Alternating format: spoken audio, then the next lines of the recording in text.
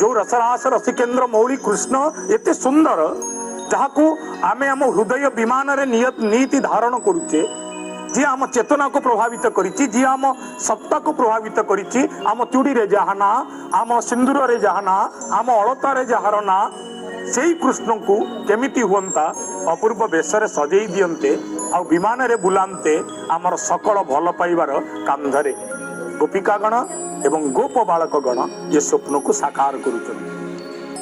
एहाकु जदि दोल यात्रार इतिहास बोली देखा जाए उत्कलीय संस्कृति रे किंतु दोल यात्रा केबे तैयारी हैला ये विषय रे प्राचीन ऐतिहासिक वृंद नीरव रही। आपण कहबे को प्रकार नीरवता ना जेतेबेले आपण स्थापत्य विद्या को जिवे विमान देउल बोली गोटे देउल अछि, यह प्रमाण करुछि जे आम स्थापत्य मान को नहीं आमे वर्ष निर्णय करू। मु जदि काहा को कहे श्रीमंदिर केबे निर्माण हेतिला संगे संगे कई जण कहबे एतिकी शताब्दी रे, जदि कहबी कोणार्क केबे निर्माण हेतिला ना एतिकी शताब्दी रे, ना ये प्रतिटी प्राचीन क्षेत्र रे मध्य विमान देखिबा को मिले। विमान मंदिर अर्थात विमान को प्रथम लक्ष्य करूछंती एवं विमान को देखि जो प्रकार स्थापत्य शैली तैयारी होइछि तब विमान मंदिर पर होइछि।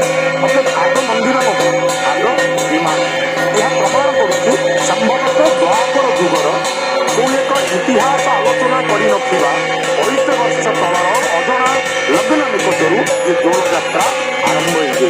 दोल गोविंदम को उपासना करिवार चित्र ये जाति को बांधि रखिछि। दोलश्च दोल गोविंदम चापेश्च मधुसूदनम रघुकुल वामनं दृष्ट्वा पुनर्जन्म न लभते।